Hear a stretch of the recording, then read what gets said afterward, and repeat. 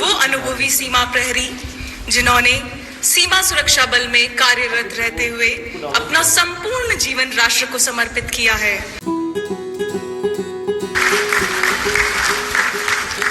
हम सीमा सुरक्षा बल में 20 दिसंबर 85 को भर्ती हुए थे।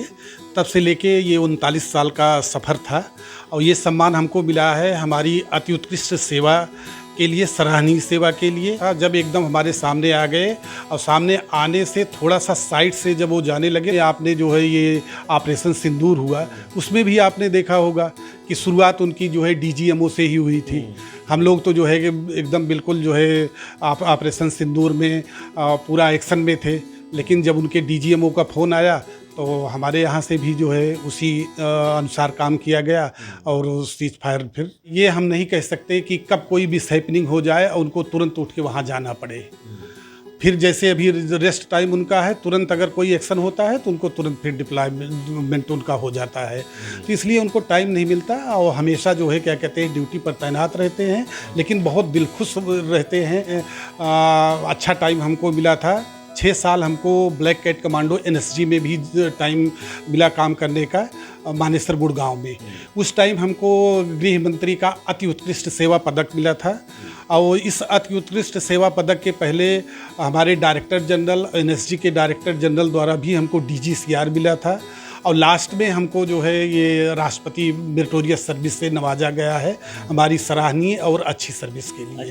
गृह मंत्री अमित शाह ने 23 मई 2025 को 26 जवानों को उत्कृष्ट कार्यों के लिए सम्मानित किया है और हमारे साथ भी आप देख सकते हैं कि विजय कुमार शुक्ल जी हैं जिनको सम्मान दिया है अमित शाह जी ने, और ये पूरा परिवार उनका आप देख सकते हैं। यहाँ उनके भाई बैठे हुए हैं, उनकी पत्नी बैठी हुई हैं, उनकी भाभी बैठी हुई हैं और उनका भतीजा ही बैठा हुआ है। और अगर हम सम्मानित की बात करें तो 26 ऐसे जो जवान हैं जिन्होंने देश के लिए अच्छे कार्य किए हैं उनको दिया गया है। और आप सामने देख सकते हैं कि मेडल रखा है और प्रशस्ति पत्र भी आप देख सकते हैं कि विजय कुमार शुक्ल जी का है। और करीब 39 साल तक ये BSF के जवान रहे हैं और इंस्पेक्टर के पद पर ये तैनात थे और उसके बाद इन्होंने कई मुठभेड़ में भी ये रहे हैं। और अब हम इन्हीं से डायरेक्टली बात करते हैं। सर, 39 साल का समय बहुत होता है BSF के लिए, और क्या क्या यादें रही हैं? और पहली बात तो ये कि सम्मानित जो हुए हैं किस कार्य के लिए हुए हैं और क्या कहना चाहते हैं?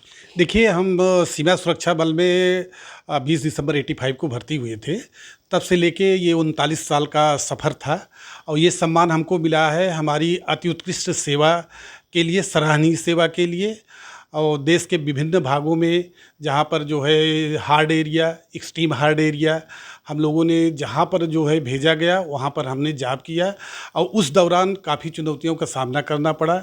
इनिशियली जब हम लोग शुरू में आफ्टर जो है ट्रेनिंग गए थे तो हमको एक जो है हादसा याद है कि हम पंजाब में डिप्लॉयड थे 102 बटालियन में। उस टाइम एक दिन जो है क्या कहते हैं एक BOP वहाँ है नौशहरा डल्ला। नौशहरा डल्ला पर बुधवार का दिन था, 9:15 बजे हम लोग नाका ड्यूटी में थे। तो नाका ड्यूटी के दौरान पाकिस्तान से 2 स्मगलर आ रहे थे। फिर जब उनको मैं एकदम बिल्कुल वॉच कर रहा था, जब एकदम हमारे सामने आ गए और सामने आने से थोड़ा सा साइड से जब वो जाने लगे तो मैंने उन पर फायर किया। दूसरा हमारा साथी था जो है बाबा राव, महाराष्ट्र का था, वो थोड़ा सा डर गया। उसको मैंने बोला लेट जाओ, क्योंकि वो रेटालिएट किए थे पिस्टल से हम लोगों के ऊपर। फिर हम लोग लेट गए। लेटने के बाद मैंने उनके ऊपर फायर किया। जब सुबह चेक किया गया तो भारत भूषण DIG उस टाइम थे खासा के, अमृतसर के। जब आए चेक किए तो दोनों स्मगलर पाकिस्तान की तरफ भाग गए थे।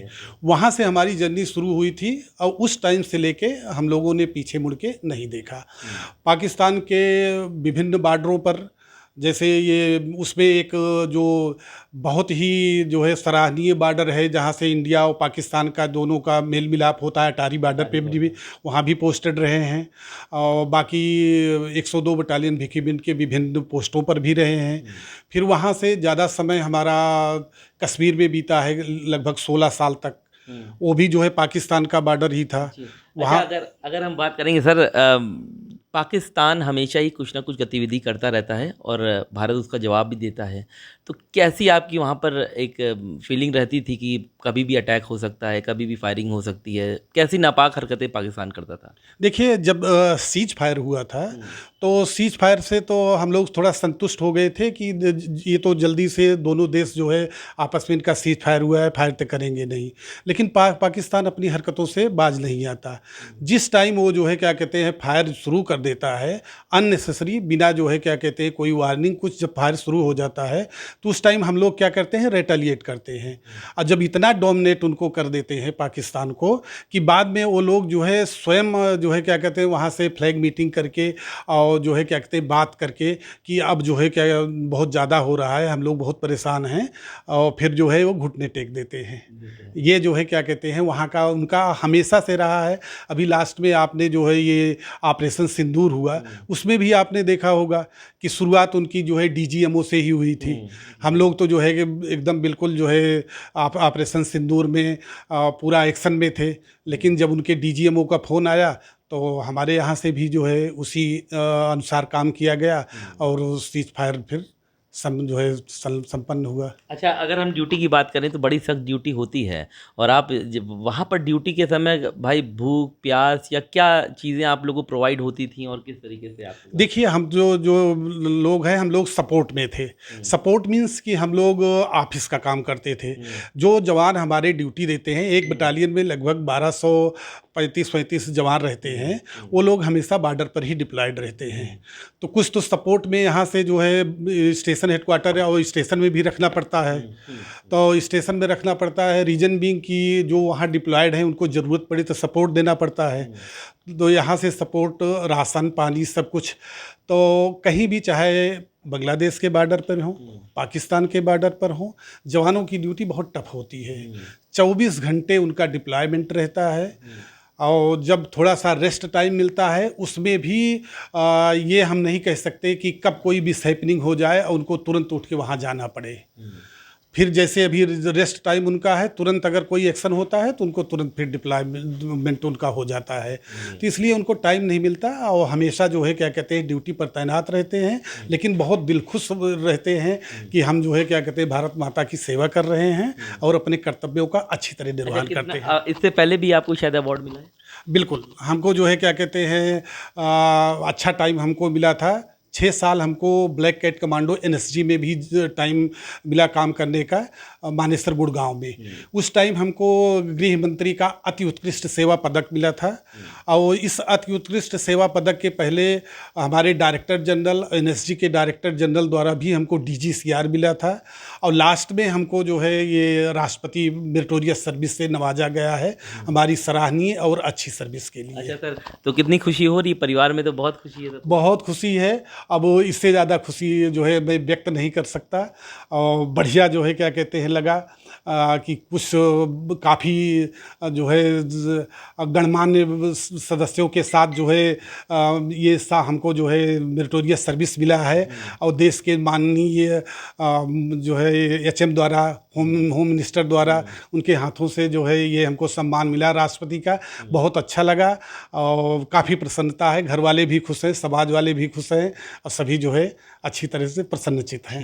बिल्कुल, तो आप देख रहे हैं ये हमारे साथ विजय शुक्ला जी थे, और उनका पूरा परिवार यहाँ पर बैठा हुआ है और बेहद खुश हैं, क्योंकि कार्य जो हैं वो BSF से जुड़े कार्य थे और 39 साल तक ये BSF के जवान रहे हैं, और उन्होंने बताया भी है कि आखिर क्या क्या चीज़ों का इन्होंने सामना किया है। तो ऐसे में हम ये कह सकते हैं कि राष्ट्रपति सम्मान से सम्मानित हुए हैं और गृह मंत्री अमित शाह ने इनको सम्मानित किया है।